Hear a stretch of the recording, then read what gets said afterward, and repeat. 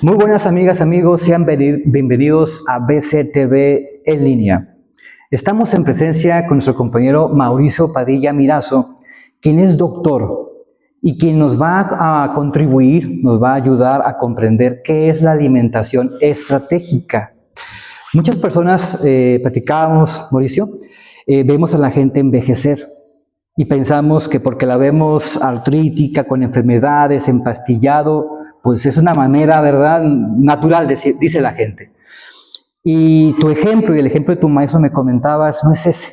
Sí hay un camino, sí hay una forma de vivir la vida y con alimentación poder tener calidad en la vida adulta. Calidad para moverte, para reír, para estar con la familia, para estar con los amigos, para disfrutar la vida. No hay límites. Me dices que tu maestro tiene cierta edad. ¿Cuánto dices que tiene? 95 años. 95 años, amigos.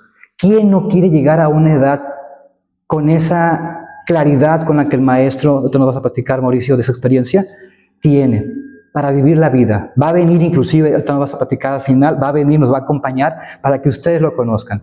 Pero ahora nos vamos a centrar en cómo tú te puedes convertir en ese caso de éxito.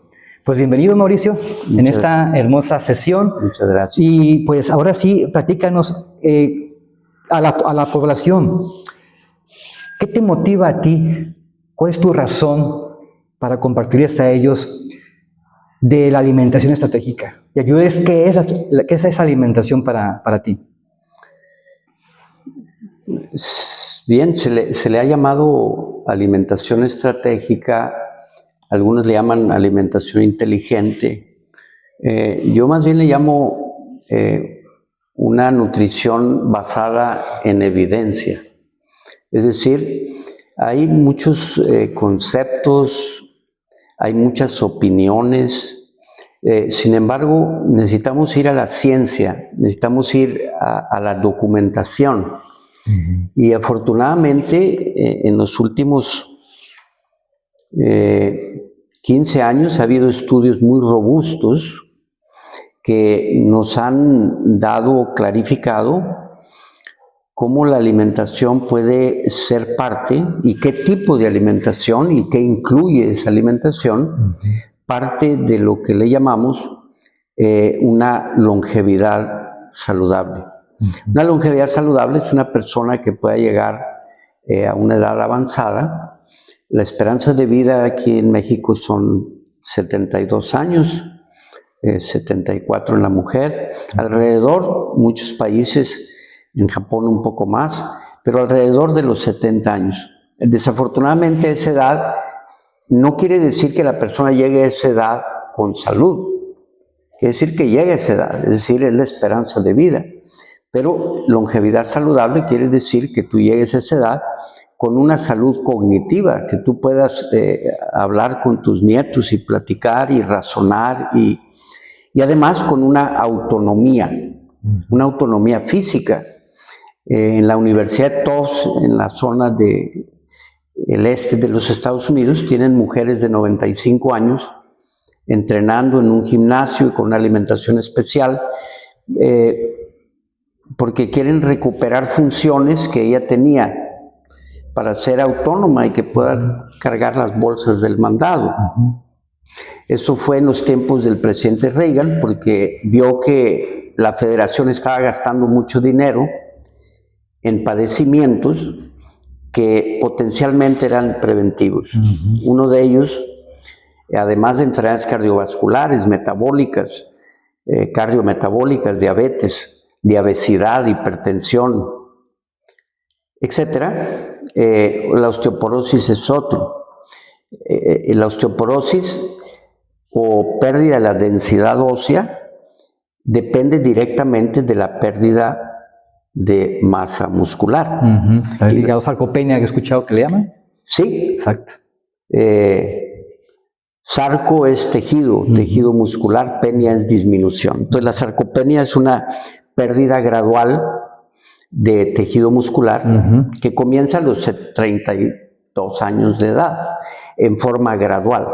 Pero que una persona que tiene 90 años, a través de ejercicio, puede recuperar esa masa muscular Y esa recuperación trae un efecto positivo en la densidad ósea.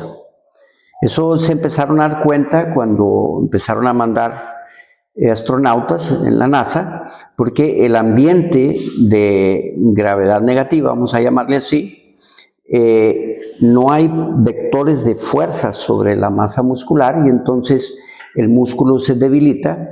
Cuando regresaban veían que tenían sí menos masa muscular, pero también menos masa ósea. Entonces en ese tiempo empezaron a ver la relación entre el músculo y el hueso. No existe la osteopenia o osteoporosis sin sarcopenia. Primero es la pérdida del músculo.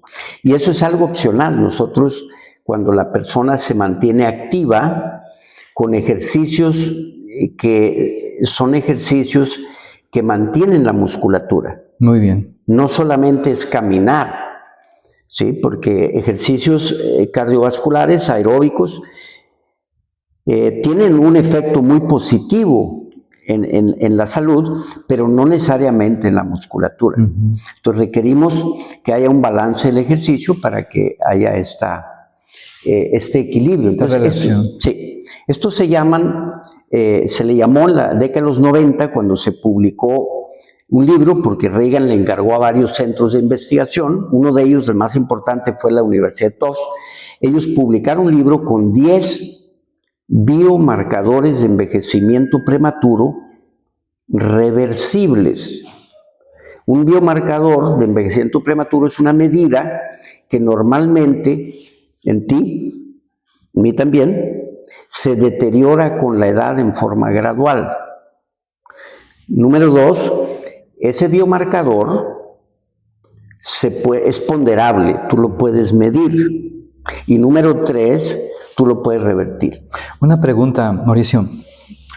Cuando hablas de preventivo y reversible, tomo nota. Reversible. ¿Para todos? ¿Para todas las edades? O sea, no importa que ya tengas osteoporosis, no importa que ya hayas perdido masa muscular, ¿tú puedes iniciar a regenerar esto? ¿O hay un límite ahí de edad para eso? Pregunta. Bueno, nosotros hemos tenido muy buena experiencia, pero también está reportado en la literatura que una persona, tenemos personas arriba de 60 años con osteoporosis, que únicamente a través de 3 factores, que es nutrición, ejercicio y algunos complementos nutricionales que ayudan a meter minerales al hueso, porque las personas piensan, y muchos, incluso profesionales de la salud, que la falta de calcio en la dieta es el motivo porque viene la osteoporosis. ¿Sí? Se bendice por todos los medios, ¿no? Toma leche, toma calcio. Sí, pero los países de más alto consumo de leche son países de la osteoporosis, una epidemia. Exactamente. ¿Sí? Entonces, el calcio en la dieta no es el único factor. Incluso, pues hemos estado en la zona de Oaxaca, en las montañas de Oaxaca. Lo mismo pasa en China, rural. Personas que consumen 300 o 400 miligramos de calcio, eso es la tercera parte del calcio que una persona adulta requiere, y no tienen osteoporosis. ¿Sí? Porque no únicamente influye la ingesta de calcio, sino cuánto calcio del que tú estás ingiriendo se está reteniendo en los huesos. Excelente. Y eso depende de la dieta. ¿Sí? Una dieta alcalina, básicamente una dieta alcalina es una dieta basada en plantas. Primer consejo para la nutrición. Sí, así es. Una dieta predominantemente basada en plantas quiere decir una dieta basada en 6 grupos de alimentos. Frutas, ¿sí? Vegetales diferentes, de tallo, de hoja, de raíz, rizoma, verdes, todo lo que sea. todo tipo de vegetales. Granos integrales. La persona confunde mucho carbohidratos de granos. Bueno, pero hay de carbohidratos saludables son los que vienen en granos integrales. Avena, maíz, ¿sí? Centeno, trigo y pseudo cereales como la quinoa y el amaranto, que tradicionalmente se han consumido aquí en México. Muy bien. Y otras semillas como la chía y la linaza, que nos proveen aceites saludables, las leguminosas, que vienen en vaina, y el sexto, que yo le llamo, ya no es parte de los vegetales, pero es el reino fungi. He escuchado como de los hongos. Son los hongos. Entonces, esos 6 grupos de alimentos es lo que le llamamos una alimentación predominantemente basada en plantas. Pregunto, me decía un amigo, acaba de salir la pirámide de la alimentación por la institución encargada en Estados Unidos y acaba de voltearla, dice que lo más importante ahora son las carnes. Ayúdanos, Mauricio, con alguna forma de ayudar, de que la gente sepa en porcentajes. ¿Cuál es la recomendación que tú dices de alimentación en la mesa, en el plato, en que te vas a servir para comer, que te lleva a este estilo de vida que me comentas? Bueno, primero, la FDA es un organismo de política pública, no es un organismo de investigación científica. ¿Sí? Como de control de masas, dijéramos, de alimentación. Bueno, ellos generan política pública, pero se ha visto que el cabildeo de grandes empresas de muchos tipos, pero sobre todo las empresas alimentarias, tienen un efecto en la política pública que generan esos organismos. Entonces, cuando alguien me dice la FDA, pues a mí eso no me dice mucho, porque a lo que hay que ir es a la evidencia. Excelente. La evidencia científica de estudios hechos por más de 100,000 personas. Por ejemplo, un último estudio que salió a principios del 2025, que habla de los patrones dietéticos para una longevidad saludable. Ellos probaron 8 diferentes tipos de patrones dietéticos y vieron de esas más de 100,000 personas, 105,000 personas, cuántas de esas llegaron a una longevidad saludable. Quiere decir una longevidad cognitiva, una longevidad de salud, libres de enfermedades crónicas, cardiovasculares y metabólicas. Y con movilidad me decías, ¿no? Totalmente. Bueno, solamente el 10% de esos 105,000 personas llegaron a lo que ellos consideraban una longevidad saludable. Y entonces, de esas personas, vieron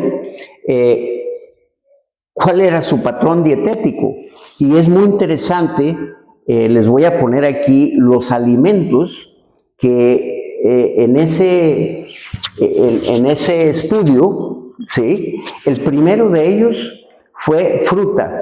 Una mayor ingesta de fruta se asoció con una mejor salud cognitiva. El segundo fue cereales integrales. Ok. ¿Sí? No estamos hablando de las donas y del pan convencional, estamos hablando de... Ni de Bimbo, ni de ninguno de estas marcas del Oxxo. Estamos hablando de granos como es el maíz entero, nixtamalizado, como es el trigo entero, etc. El tercero fue vegetales, incluidos de hoja verde, amarillo oscuro, beneficiosos para la salud cognitiva. El cuarto fue grasas insaturadas, añadidas. Estos son los ácidos grasos que vienen en el aguacate. Excelente. La mayoría de las personas, si tú ves el porcentaje de aceites que consumen, la mayor parte viene de aceite refinado. Pero canola y todos estos que... Todos. Maíz. Eso no ha existido en la alimentación primitiva ancestral. Eso me dicen que es extremadamente nocivo. Bueno, los aceites es muy fácil abusar de ellos cuando vienen en líquido. Fritangas y fácilmente toda la comida mexicana, una gran cantidad está basada ahorita en las grasas y mucho producto que tú ves del mercado que consumes está lleno de este tipo de transgénicos y todo esto, ¿no? Bueno, no solamente ahí hay el problema del contenido de aceite alto, sino el calor y la alta temperatura a los alimentos que los daña, que los oxida. Aquí hay un aceite crudo natural, de la mejor calidad. Pero lo mismo hablamos de aquí o de estos granos integrales, que es solamente el grano molido y agua. Son los únicos ingredientes. ¿Cuáles son? Bueno, es una pregunta. ¿Cuáles son los ingredientes de la tortilla de maíz? Bueno, parece que todos son mexicanos. ¿Todos saben cuáles son los ingredientes de la tortilla de maíz? ¿Me los pueden decir, por favor? Maíz, cal, ¿qué le ponen? Agua y cal. Agua. ¿Perdón? Agua, maíz, Cal. Punto. Son 3 ingredientes. Sí. Hay más de 90 ingredientes en la norma oficial mexicana permitidos agregar a las tortillas. Entonces, ¿Cuántos? 90, más de 90 ingredientes agregados que a tu se tortilla. permite. Que se permite. La norma oficial mexicana permite, ¿sí? Pero eso no es una tortilla. Una tortilla de maíz tiene solo 3 ingredientes, ¿sí? Entonces, cuando nos referimos a granos integrales, nos estamos refiriendo a eso, al maíz, al trigo, avena, camut y otros granos ancestrales que hay, ¿verdad? Pero aquí en México, principalmente es el maíz y el amaranto. En el sur, un primo del amaranto que es la quinoa, ¿sí? Eso es a lo que nos referimos con una alimentación saludable. Es una alimentación basada en alimentos enteros predominantemente. Aquí les pongo también las semillas, que algunos le llaman frutos secos a las semillas, otros se llaman las bayas. Ingesta de bayas se asoció también a una salud cognitiva. Bayas, perdón, ¿a qué te refieres? ¿Frijoles o...? Ahí me perdí. No, las bayas son, vamos a decir que un tipo de... ¿Perdón? Sí, es un fruto, es una baya, es un fruto concentrado en nutrientes fitoquímicos muy importantes. Aquí también pusieron los frijoles, todo lo que viene en vaina, pusieron también el aceite de olivo, porque no es de nuestra cultura el aceite de olivo, pero en la dieta mediterránea, que es uno de esos enfoques, así como hay la dieta de la milpa. Muy bien, la dieta de la milpa es una dieta autóctona mexicana, ¿sí? Por cierto que ya la dieta de la milpa es política pública en México, ¿sí? Que sustituyó al plato del bien comer la dieta de la milpa, que es básicamente lo que estamos hablando, una dieta predominantemente basada en plantas. Hay unas regiones de México en donde se utilizaban los pescados, en gentes de las costas, gente indígena nativa de las costas también utilizaban el pescado como, ¿sí? Claro, el pescado que ellos consumían no tenía mercurio, ¿sí? ¿Por qué? Porque el mercurio es una toxina que el humano agregó al mar. El mercurio no está en el mar originalmente, pero tiraderos industriales que se descubrió eso en la bahía de Minamata, en Japón, se descubrió en los 50 que esos tiraderos ahorita ya están en todo nosotros el planeta. Hacemos análisis de sangre, de orina, en donde tú ves la cantidad de mercurio que una persona que consume mucho pescado grande, pescados los más importantes, el cazón, el tiburón y el pez espada, son peces carnívoros, altos en la cadena alimenticia, que concentran mucho esta toxina ambiental. Tengo una pregunta que todo el tiempo que voy al mercado es un reto, Mauricio. Encontrar productos, como me dices, verdaderamente integrales de origen, a un costo accesible, que eso a veces lo que a la gente le preocupa. En realidad nos vamos al mayorista o en lugares así, ¿no? Para buscarle. ¿Cómo nos pudieras ayudar, Mauricio, para tomar decisiones conscientes con lo que hay? Digo, si está la tortilla, tenemos permiso en su momento después buscar en el mercado de Ensenada y queremos ayudar a las personas que también busquen en su comunidad y que fomentemos ciertos productos. Y no está mal, al contrario, hay que promover la economía entre nosotros, la economía circular. Ese es un proyecto, pero te invitamos a que lo colabores. Pero a mí también me interesa, ¿qué yo puedo hacer si voy al mercado y me encuentro con estas posibilidades tan limitadas de lo que me dices? ¿Tú qué recomiendas a las personas del público que nos escucha? Bueno, yo tengo apenas una semana aquí, pero ya me enseñaron tortillerías. Lo primero que pregunté en la tortillería, pues, ¿es de maíz o es de maseca? Perfecto. O sea, tú puedes hacer una tortilla con harina de maíz, supuestamente nixtamalizada, o puedes también tener una tortilla que se hace de maíz auténtico y pasó por el proceso de nixtamalización y ya tienes la masa. O compras la masa para tú hacer tamales o compras la tortilla ya hecha. Entonces aquí en el Sausal hay tortillerías que son de maíz entero, hay otras que son de maseca, pero también encontramos este pan es de aquí del Sausal y los únicos ingredientes son masa madre de trigo, que es una masa fermentada, ¿sí? Y agua y un poco de sal. Excelente. Esos son los únicos ingredientes de ese pan. Claro que tú puedes hacer esto también en tu casa, no es algo difícil de hacer, ¿sí? El maíz es un poquito más porque tú necesitas cosechar el maíz, ¿sí? Secarlo, vamos a decir, cocerlo, ¿sí? Y luego dejarlo reposar y con el proceso de nixtamalización, molerlo, hacer la masa y hacer la tortilla. Sin embargo, hay productos de maíz que se hacen directamente del maíz fresco, ¿sí? En toda América.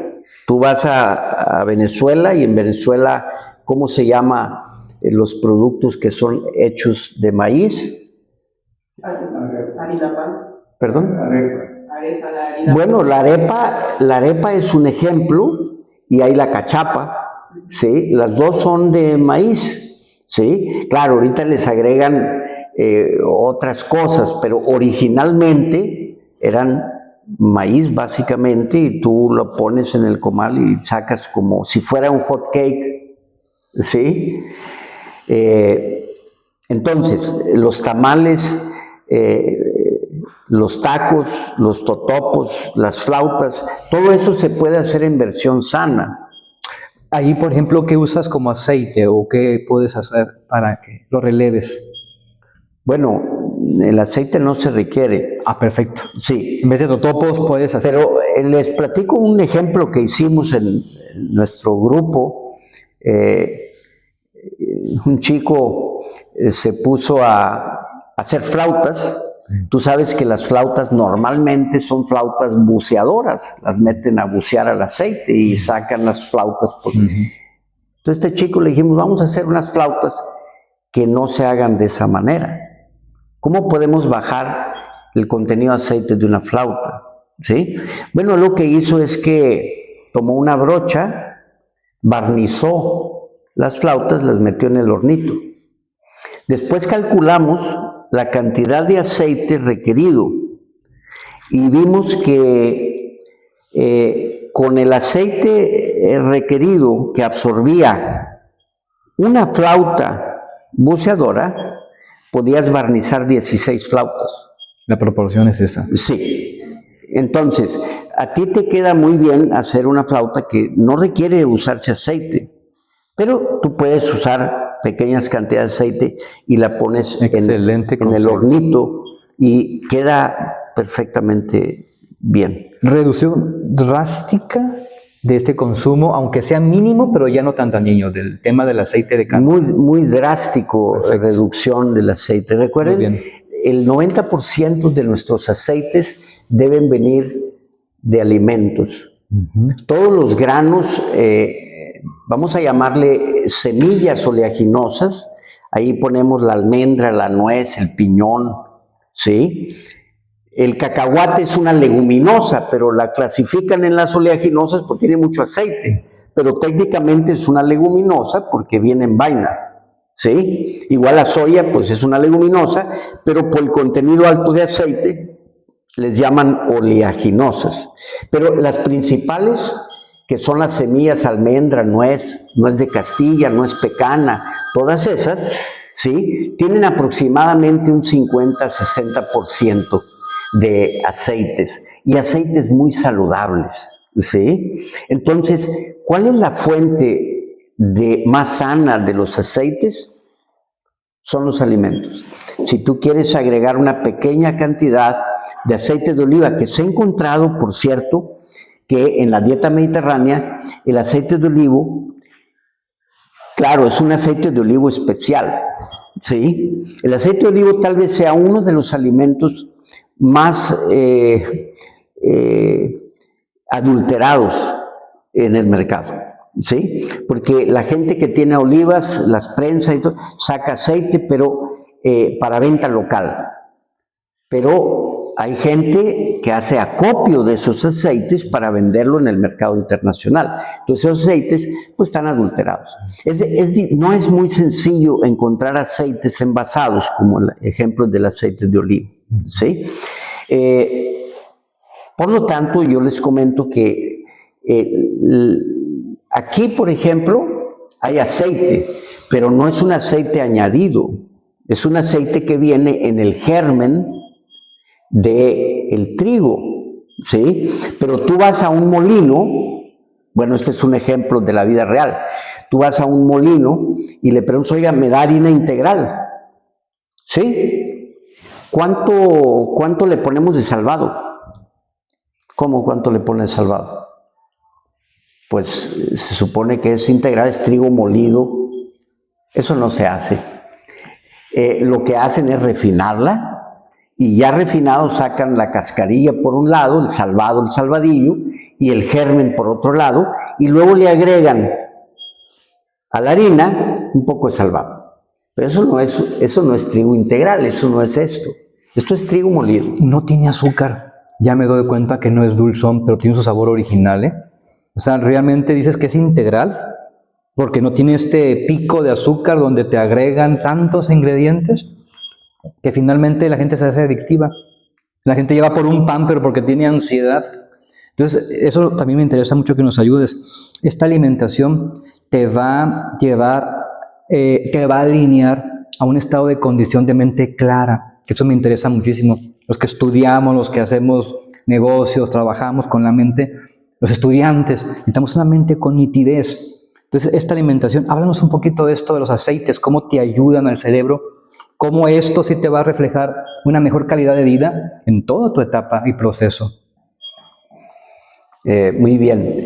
Los aceites en la alimentación son grasas poliinsaturadas, que son todas las que vienen en los vegetales.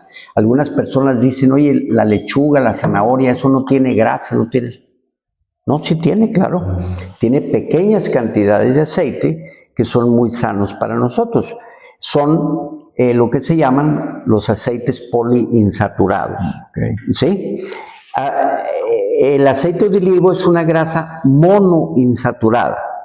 El omega 3 y 6 son poliinsaturados, monoinsaturados, el omega 9, que es el que viene predominantemente en el aceite de olivo, y las grasas saturadas que vienen en los alimentos de origen animal, excepto un animal muy raro, por cierto, desde el punto de vista nutricional, que son los pescados, porque los pescados tienen grasas poliinsaturadas más parecidas a los de los vegetales que a los animales.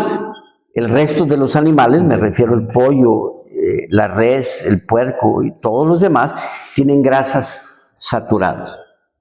Entre paréntesis, las únicas grasas que son indispensables para el cerebro, para el metabolismo, para el corazón, para la célula, las únicas, que se llaman ácidos grasos madre, ¿sí? En Estados Unidos les llaman Essential Fatty Acid.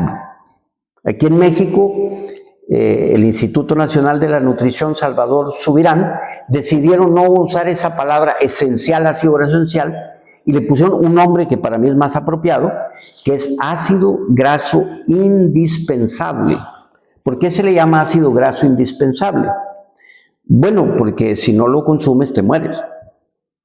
¿Sí? Es decir, con ese ácido graso, omega 3, omega 6, tú puedes formar todas las grasas saturadas del cuerpo.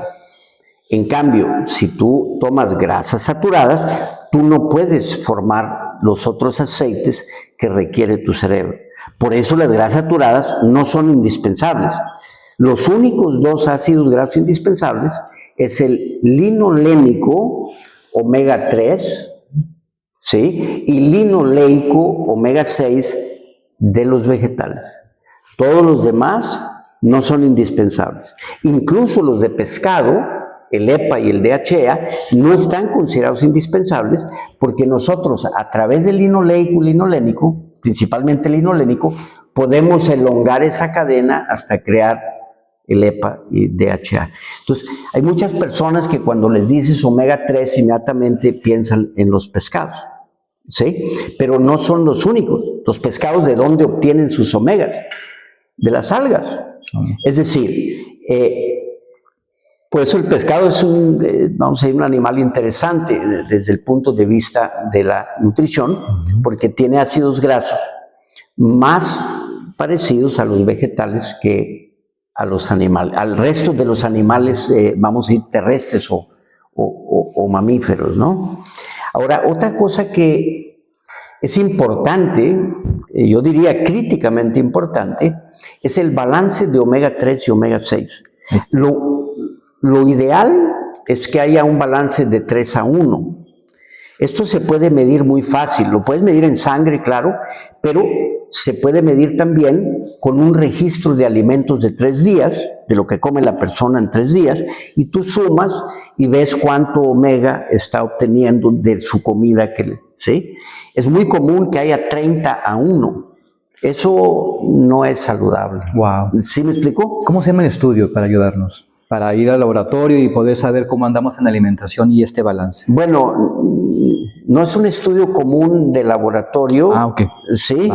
En Monterrey nosotros tuvimos más de 20 años pidiéndole a un laboratorio, el más grande de allá, que hiciera este estudio porque nosotros lo mandábamos a Estados Unidos, ¿sí? Finalmente nos hicieron caso y incorporaron ese, que simplemente se llama balance de ácidos grasos, omega 3, omega 6 en sangre, ¿sí? Te sacan tus ácidos grasos de la sangre. Si tú te haces ese estudio, platícame un poco de ti, Mauricio. ¿Cómo es tu balance para ayudar a la gente? ¿Cómo desayunas tú? ¿Cómo comes y cómo cenas?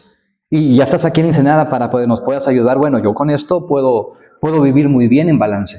Bueno, primero quisiera nomás cerrar el tema de los que me preguntaste de la salud cognitiva. Salud cognitiva podemos verla a largo plazo, es decir, normalmente con la edad puede haber un déficit cognitivo que se llama déficit cognitivo vinculado a la edad, ¿sí?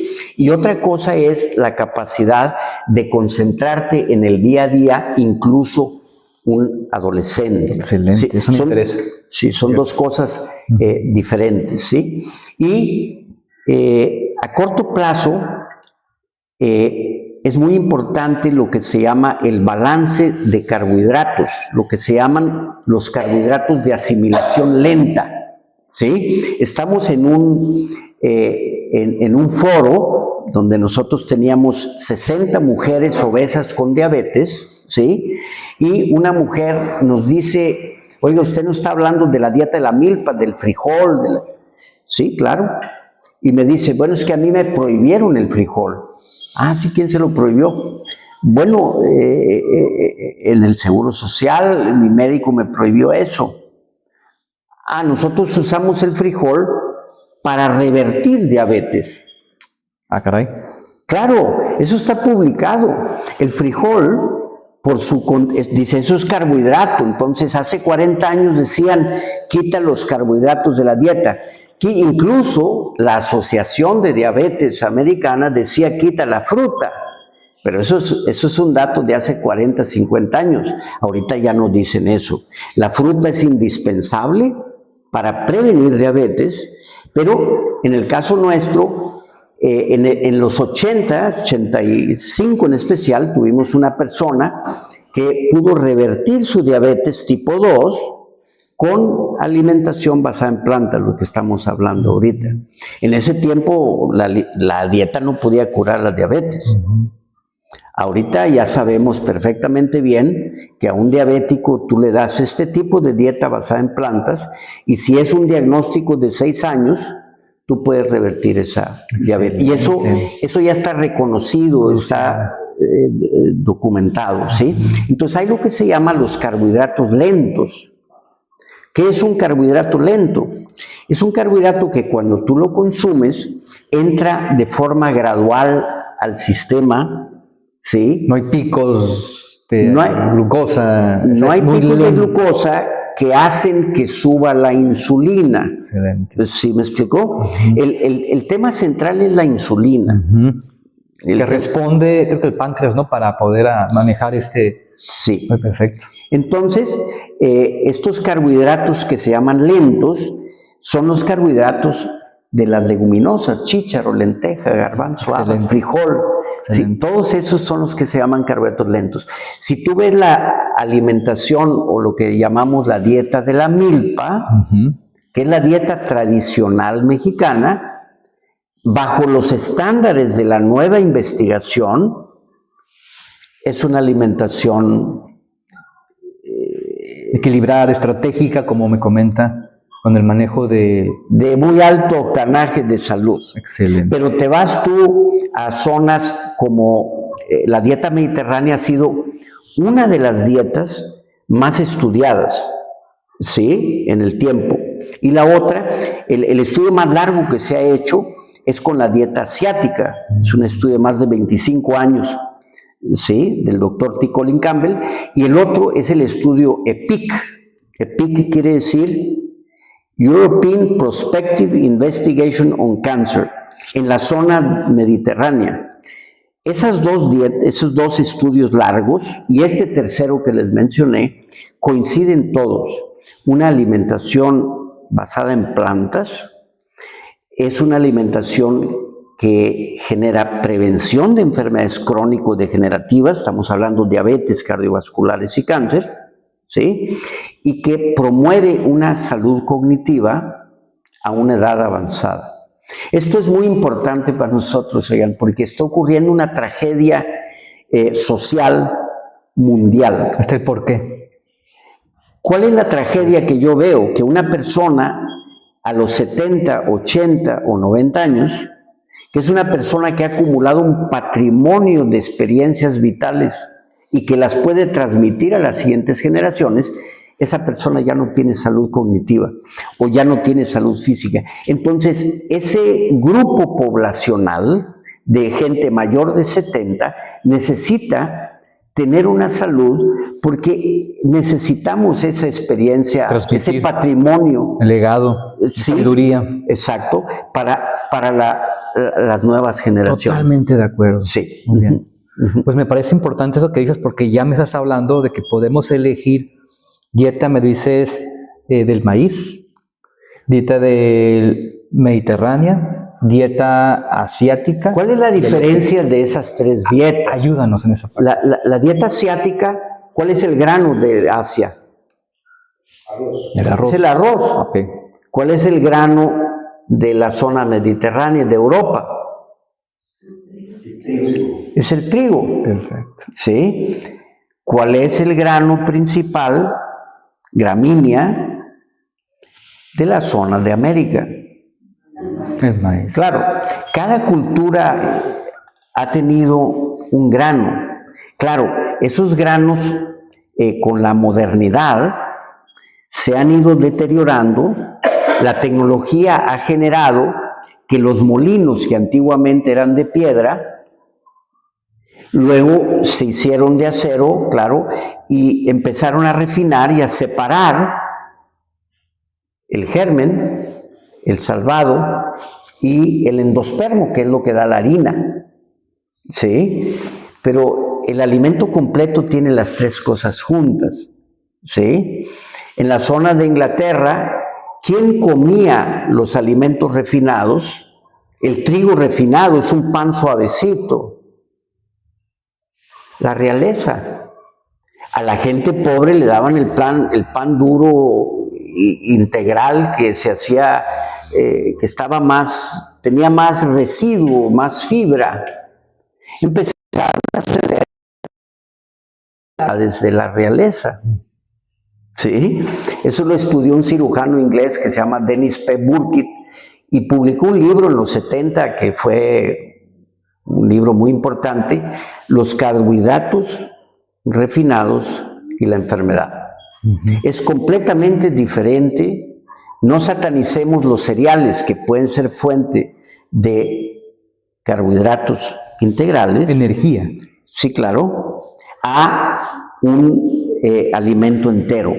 ¿Sí? Es completamente diferente. ¿Sí? Muy bien. Ahora platíquenos su alimentación. ¿Cuál ha elegido usted o las personas tienen que encontrar entre cuál de estas va a elegir? Por ejemplo, yo voy a elegir la mediterránea porque es según mi constitución. Ahí ayúdenos para tomar referencias, para tomar decisiones. Sí, bueno, la alimentación de la milpa original de esta cultura, pues es una alimentación basada principalmente en tres hermanitos. ¿Cuáles eran los tres hermanitos? Maíz, frijol y calabaza. Así es, maíz, frijol y calabaza. Y más de 350 quelites, oigan, que se usaban. En cada zona hay diferentes. Quelite es un vegetal tierno, verde, fresco, chiquito, ¿sí? Pero hay muchos quelites en México y eso crece alrededor de la milpa, ¿sí? Esa alimentación es central aquí a México. Claro, nosotros llegó el trigo aquí, ¿sí? Pero el trigo, ahora se puede hacer estos panes que ahora están de moda afortunadamente, los panes de masa madre, cuyo único ingrediente es el grano, el agua y un poco de sal. Pero los panes convencionales, que la forma de hacer pan aquí, que en muchas culturas yo voy a muchos lugares y considero que nos hicimos panófilos, amantes del pan. ¿Pero qué tipo de pan? Pues de las conchas, de las donas, pero eso no es un grano saludable integral. Lo que quiero decir es, el grano, el trigo no es de aquí, no es mexicano. ¿Sí? Sin embargo, la cultura mundial, ya aquí hay arroz, hay trigo, hay maíz, ¿sí? Hay diferentes elementos. Todos pueden aportar es un insumo saludable. Excelente. Sí. Entonces nosotros requerimos granos integrales. Otro muy importante es avena. La avena se puede consumir, como un amigo me decía, pero es que yo no tengo tiempo de cocinar. Digo, oye, 1/3 de taza de avena, le echas agua caliente, le agregas unas 10 semillas como nueces, le picas algo de fruta, ¿sí? ¿Qué puede ser en fruta? Manzana, plátano. Cualquier fruta cualquiera. que sea de la región donde tú vives. Ok, perfecto. ¿Sí? Y ya tienes un alimento muy completo. Para el desayuno. Ya lo Sí, tenemos. tienes un alimento en donde hay granos integrales, Muy bien, hay semillas, muy bien. hay fruta. Pasas, a veces le agregas, ¿se vale también? ¿Perdón? Pasas. Sí, claro. Ok, al gusto Pues, entonces. Claro. Va. Algunas personas agregan algo de yogurt, ¿sí? O kéfir, leches fermentadas. Yogur real, porque hay yogures que tienen azúcares, hay que tener eso en cuenta. Sí, un yogur natural que no tenga colorantes, ni aditivos, ni azúcares, nada. Un yogur natural, ¿sí? Entonces, este es un alimento incluso que se hizo famoso, se llama muesli. Originalmente es de una clínica en Suiza que se llama Bircher-Benner, es una clínica que se hizo famosa allá en los 70, 80, porque iban artistas ahí. Él fue el que hizo famoso ese llamado muesli. que es una combinación, ¿sí? ¿Qué otra cosa puedes hacer en la mañana que sea también, bueno, pues el maíz? ¿Cómo usarías el maíz en la mañana de desayuno? Yo me echo mis huevitos normalmente, la tortilla y los frijoles y el aguacate. A mí me encanta. Y el tomatito picado. Es como casi mi ideal. Bueno, es una alimentación también muy completa porque ahí está el maíz, que es, ¿sí? Está el frijol, que el frijol, tengamos en cuenta que el frijol, la lenteja, el chícharo, la gente dice, no, esos son carbohidratos. Sí, correcto, tiene carbohidratos complejos muy sanos, pero la lenteja tiene 18% de proteína, ¿sí? Una taza de lenteja cocida sin el agua tiene 18 gramos de proteína. Lo que me sorprendió del frijol que me dijo, hay que quitar este mito ya, que cuando tiene alguien diabetes, no puedes comer esos carbohidratos, quítalos, dicen. Y usted me está diciendo ahorita, afortunadamente, amigos, que es al revés. Me habló de la dieta del frijol. O sea, que yo cómo puedo manejar esa situación de una persona que ya está diabética o que tiene esta enfermedad. Bueno, les digo, nosotros hemos utilizado por varias décadas el frijol, porque eso está publicado. Está publicado desde los 80, que el frijol y las leguminosas son carbohidratos lentos que favorecen a la insulina, que favorecen el metabolismo del azúcar, que tú los puedes usar no solo para prevenir diabetes, sino para revertir diabetes. ¿Comprobado está? ¿Tiene algunos estudios que nos ayuden? Porque va a haber doctores y personas que van a decir, oye, pues muéstrame, ¿no? ¿Tiene algo por ahí que nos pueda comentar ese tema? No tengo un estudio, hay decenas de estudios. Excelente. Quiero decirles que a mí en los finales de los 80, principios de los 90, ¿sí? Me invitaron a un congreso a hablar sobre el tema de esta dieta después de que tuvimos este ejemplo de una cocinera en la casa de un primo mío, que pues ella me cuidaba a mí el chiquito y pues tenía diabetes, ¿sí? Entonces, en 3 meses, ella tomaba 2 fármacos hipoglucemiantes, en 3 meses dejó un fármaco, esta atendía por un endocrinólogo, en otros 2 meses su endocrinólogo le quitó el otro fármaco, ¿sí? Excelente. Cuando yo hablé de esto en un congreso, algunos se enojaron, me decían, tú lo que estás diciendo es que tú curaste la diabetes. No, le digo, yo lo único que digo es que con la alimentación esta persona pudo regular su azúcar. Recuperó. Pero entonces tú lo que dices es que la estás controlando o la estás curando, porque en la escuela de medicina te enseñan que la diabetes no es reversible. Exacto. ¿Sí? Ahorita eso ya cambió ese paradigma. Perfecto. Sí, en los 90, finales de los 90 cambió totalmente y ahorita está completamente reconocido que este tipo de alimentación predominantemente basada en plantas puede revertir casos de diabetes tipo 2. Eso ya está completamente reconocido, ¿sí? No solo esa enfermedad de la diabetes. Les voy a mencionar otra muy importante, que son enfermedades cardiovasculares, es decir, coronarias tapadas al 90%. Ok. Eso lo único que tú tenías que hacer es poner un stent, una derivación para poder arreglar eso, una cirugía, ¿sí?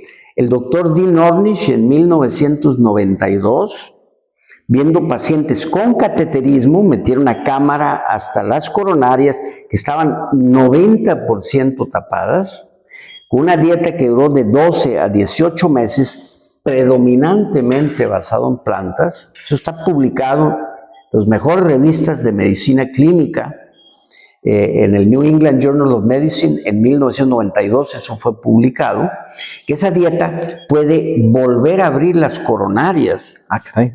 Excelente. Esta misma dieta, ya. Tan contundente está eso probado que ahorita en Estados Unidos las compañías de seguro te pagan para que tú vayas a aprender a comer, en vez de pagar $30,000 para una cirugía, vete allí que te enseñen a comer. Excelente. ¿Por qué? Eso puede revertir una lesión cardiovascular. Todo eso está reconocido. Si ahorita estuviera vivo Hipócrates, estuviera brincando de gusto, porque Él nos Por dijo, fin, dice, ¿no? Él nos dijo que tu alimento sea tu medicina, que tu medicina sea tu alimento. Correcto. Bueno, este es el momento en que esa máxima hipocrática ha sido documentada. Los alimentos son una medicina poderosa, no solo en la prevención, pero en la reversión de algunas de las más importantes enfermedades crónicas y degenerativas. Vamos a la comida. Un ejemplo, vamos a hablar ahorita, ¿qué podemos comer con esta dieta?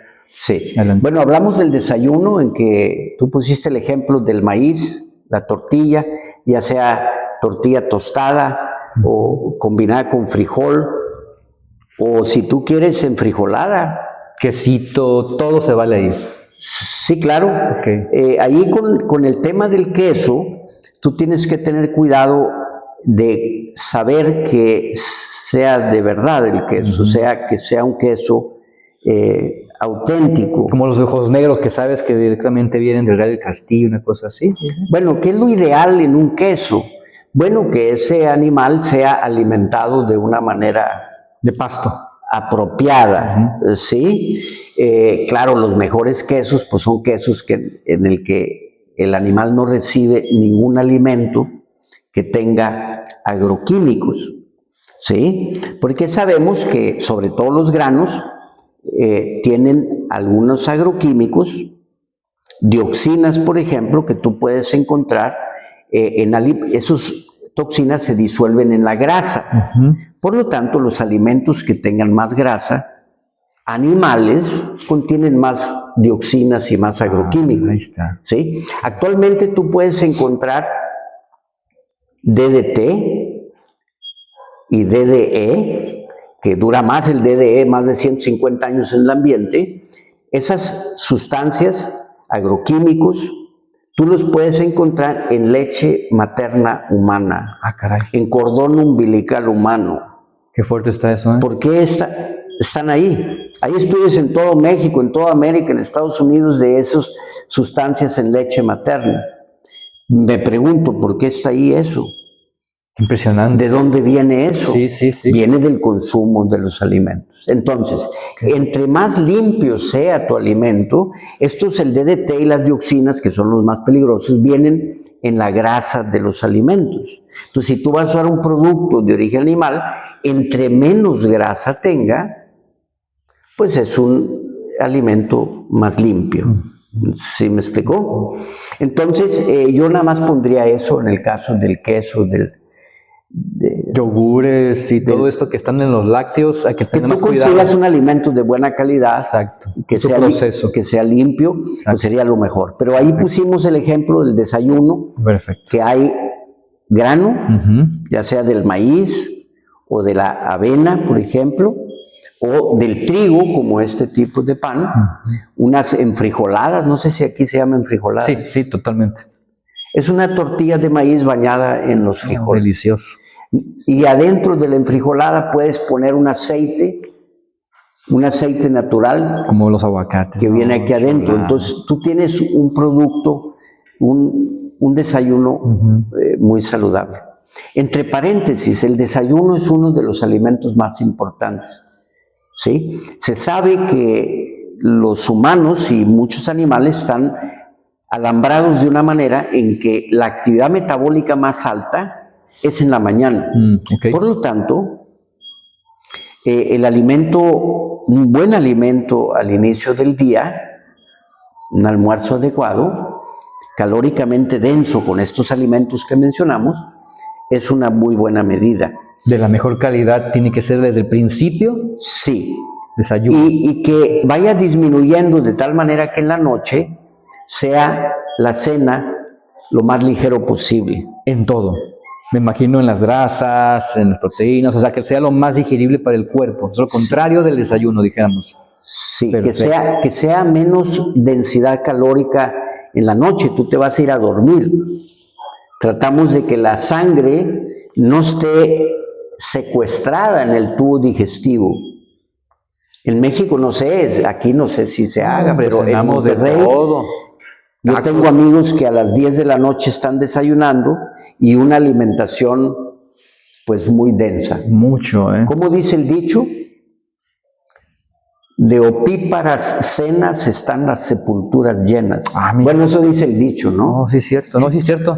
Hay un dicho que también dice, me va a ayudar porque no me acuerdo, como desayuna como rey, come como él y desayuna y cena como mendigo, algo así, ¿cómo va? Sí, tiene una lógica que sea una pirámide, que en la mañana sea suficiente, Fuerte, lo a macizo. mediodía también consistente y que la cena sea algo más ligero, como vegetales, fruta, algo menos denso en la noche, tú te vas a ir a dormir.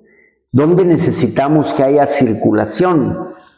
Acá arriba, que no esté secuestrada en las zonas del aparato digestivo. Por eso no estamos durmiendo bien entonces. Bueno, Por eso el sueño se te hace tan pesado, porque el cuerpo, como dices, está trabajando, procesando, y pues no descansas realmente, ¿no?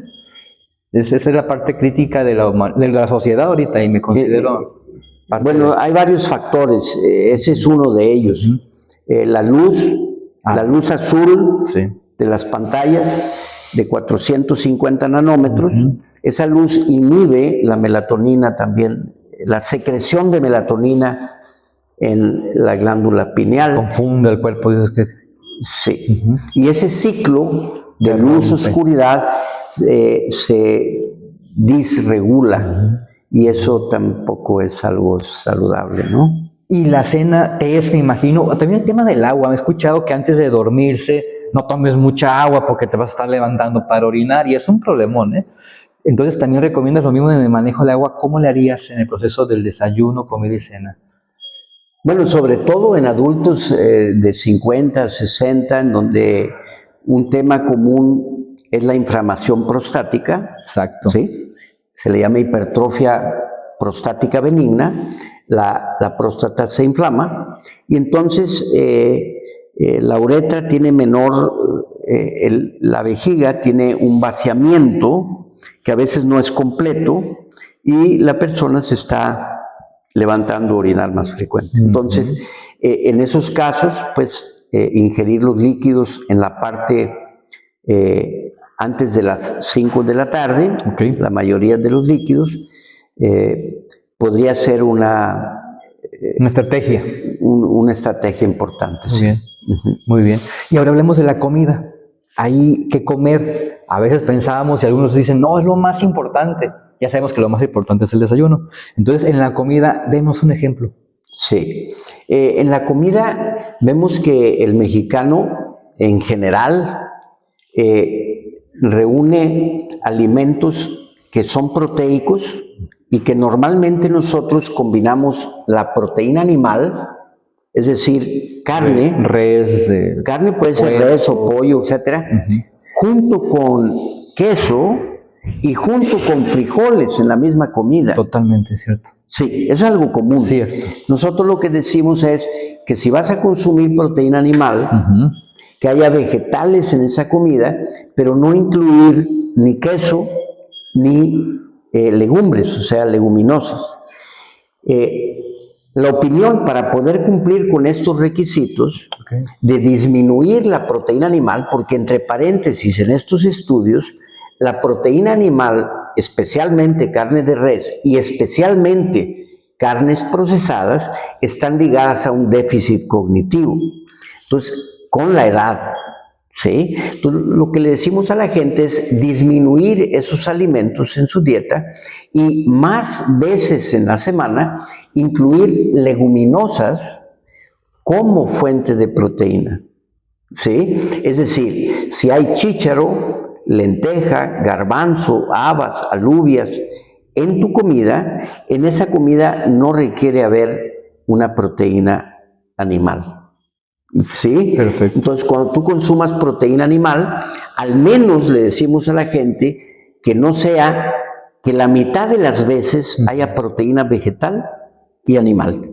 Y si la proteína animal se orienta más hacia el pescado, excelente, es mejor para la salud cognitiva porque eso sí está documentado. Esos tipos de aceites son aceites que ayudan a desinflamar el cuerpo. Hablábamos de la reserva. Nosotros tenemos una reserva antiinflamatoria. Todas las enfermedades crónicas hay inflamación. Es decir, la inflamación es la plataforma en donde se generan estas enfermedades. Hace unos 25 años se pensaba que la inflamación puede ser generada por la contaminación, pero también cuando tú te defiendes de un virus, la activación del sistema inmune genera inflamación. ¿Sí? Es un subproducto, ¿sí?, de la vida, de estar vivo. ¿Sí? Entonces, antes se pensaba que el cuerpo solo se desinflama. Ahora sabemos que no se desinflama solo, que hay mecanismos antiinflamatorios. Esos mecanismos requieren sustancias que son derivadas de estos alimentos, Se llaman resolvinas, maresinas, protectinas. Esos 3 tipos de sustancias son derivadas de los ácidos grasos omega 3 del pescado o del omega 3 vegetal. Es decir, cuando una persona quiere aumentar su reserva antiinflamatoria, requiere omega 3 en su dieta. Y el omega 3 generalmente en la población está deficiente porque las personas utilizamos mucho la proteína animal, ya sea de queso o de leche o de animales como el pollo y la res, que en México están presentes a veces diario, pero a veces no solo en una comida, sino en 2 o en 3 comidas. Y eso no es algo saludable. Está en desbalance, me doy cuenta. O sea, tiene totalmente lo que decía, la relación entre una y las otras partes, crea la enfermedad, en vez de sanarla a la misma vez que usted me dice que el cuerpo tiene esa capacidad, pero hay que darle los nutrientes, o sea, hay que darle el alimento, pues. Tenemos que tener los insumos que aumentan esa reserva de tu cuerpo para gestionar la inflamación. ¿Sí me explico? Y eso viene de la dieta, esas sustancias vienen de tu dieta. Eso me hace recordar la dieta mediterránea tan famosa que tiene el pescadito. Voy a pensar ahora en un pescado, me comenta, con sus leguminosas. A ver, hágame una receta ahí. Una comida, sería arroz, ¿qué sería acompañado con qué? Bueno, nada más mencionar que la dieta mediterránea es otro de esos enfoques dietéticos, no es una dieta, es un enfoque dietético de toda esa zona mediterránea que ha sido valorado en la investigación como una dieta altamente preventiva. Excelente. Sí. La diferencia es que nosotros usamos el maíz, ellos usan el trigo. El trigo, ok. Sí, pero el trigo que usan allá sí es diferente que nuestros trigos. No solo eso, así como nosotros usamos una tortilla que es fresca de nixtamal, ellos usan trigos nuevos. Correcto. Y mucha gente hace la pasta en su propia casa. Es decir, son alimentos que no tienen un tiempo en un silo envejeciéndose, son alimentos muy frescos que vienen de la cosecha, igual como tú puedes comprar un frijol fresco de reciente cosecha y usarlo en tu cocina, que sabe diferente, se cocina diferente, la digestión es diferente. Entonces, igualmente, en la zona mediterránea, la pasta es un alimento pues importante, es un alimento hecho con trigos nuevos. Les platico yo una anécdota con una paciente joven, 25 años, problemas de gastritis muy severos, que ella decía que no podía comer ni 1 gramo de trigo porque le caía mal, ¿sí? Pero muy mal, tenía una gastritis severa. Ella se fue a vivir a Italia, yo le perdí la pista a ella. A los 4 años, ella regresa y la veo y le digo, oye, ¿cómo te ha ido? Dice, me fui a Italia. Pero tú no podías comer trigo, allá como pasta todos los días absolutamente.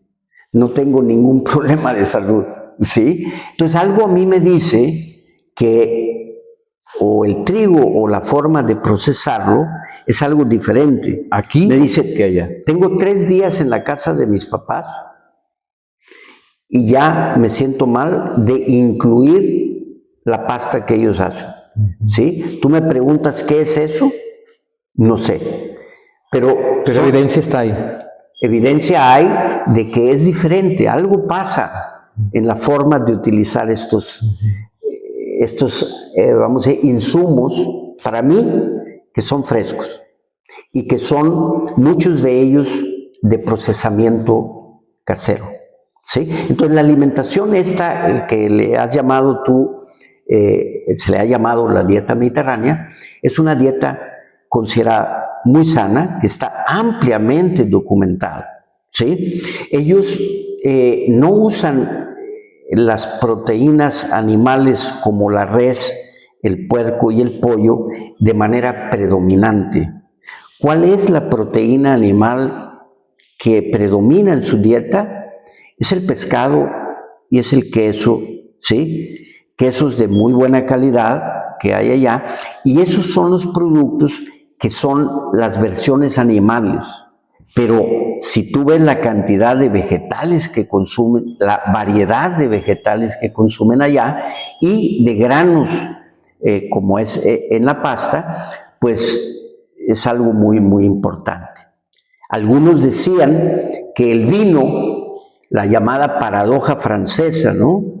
Que los polifenoles que hay en el vino, sobre todo la uva roja en la cutícula, era el misterio de por qué los franceses tenían menor riesgo cardiovascular. Pero si tú ves la cantidad de polifenoles que vienen también en el té verde, que es otro alimento antioxidante, sí, importante, tú ves la diferencia de esos polifenoles saludables en el cacao. No, el cacao le da 10 vueltas a la uva. Ah, excelente. El cacao es un superalimento de origen de América que es sumamente importante. ¿No le pide nada entonces? Sí. Hoy fui a un lugar y le dije, oye, me da curiosidad cómo hace el cacao. Ah, nosotros el cacao aquí lo tostamos, aquí lo molemos y se lo puedo hacer en agua o con leche. Digo, no, deme un cacao en agua. ¿Cuántos gramos le pone? Le dije yo para saber, ¿sí? Unos 20 gramos de cacao. Eso es una cantidad alta, ¿sí? Normalmente 7 a 13, 15 gramos de cacao es suficiente para una taza, pero ese cacao estaba cargado. Pero es un alimento, podemos considerar un superalimento. Sabemos que las células madre, que son regeneradoras de los tejidos, se activan con el cacao. Es decir, el cacao es uno de esos alimentos importantes, así como allá es el té verde, o le llaman también el vino como parte de esta tradición de consumo de estos llamados polifenoles que vienen en la fruta. Bueno, aquí en México es el cacao. Muy bien. A ver, vamos a armar entonces el plato de la comida, con lo que me acaba de decir. Tengo el pescado, ¿qué sigue? Bueno, antes del pescado, lo muy común allá es una mezcla de vegetales. Que puede ser en ensalada, lechugas de diferente tipo, pepino, todos los vegetales, tomate, pepino, espárragos. Los pimientos morrón me gusta como los todo tipo de chiles y pimientos. Sí, una ensalada variada, ¿sí? Además hay vegetales cocidos. Ok, calabacitas, podríamos decir. ¿Qué más? Bueno, chayote, col, coliflor. Bueno, la col sí. Ajá. No estoy seguro si el chayote sea de esa región, no estoy seguro, ¿sí? Pero alimentos cocidos, ahí entran los pimientos, entran la berenjena, entra la col, el brócoli, todos estos alimentos que son... Brócoli, tan buenos. Sí, y coliflor, que son flores, ¿sí? Calabacita, etcétera, que son cocidos. Y me queda claro que como hace calor en el día, está recibiendo toda esta hidratación. Está cayendo un 20 ahorita, con toda esta ensalada. Sí, está recibiendo el puente de la alimentación proteica de este animal, que es el pescado, que es muy diferente al animal, me dice, de la res, o sea, está en este balance en aceites, ahí vamos muy bien, ¿no? Sí, Entonces, me está quedando 20, es como dice, ¿por qué funciona para la salud? sí. ¿Ok?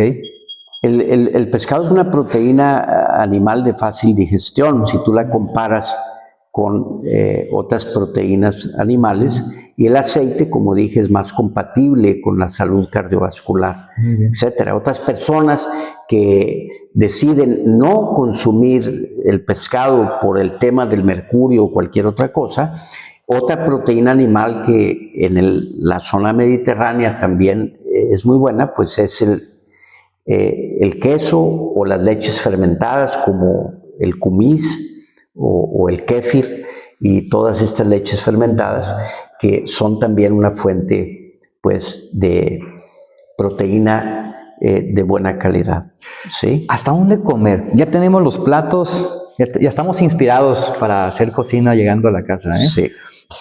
¿Qué tanto comer? Dicen, no, debes saciarte, otros dicen, debes quedarte 70%, debes quedarte con hambre. Ahí esa situación también me he puesto a pensar. Y mucha gente dice, la mamá me dice, no, come hasta que te llenes, dicen. Entonces, esos consejitos que ayúdenos en esa parte de la forma equilibrada, estratégica para ahora sí alimentarnos bien. Sí, yo creo que es muy común dos cosas que yo considero que podemos mejorar en la dieta. Es una, evitar comer con cosas frías. Perfecto. Sí,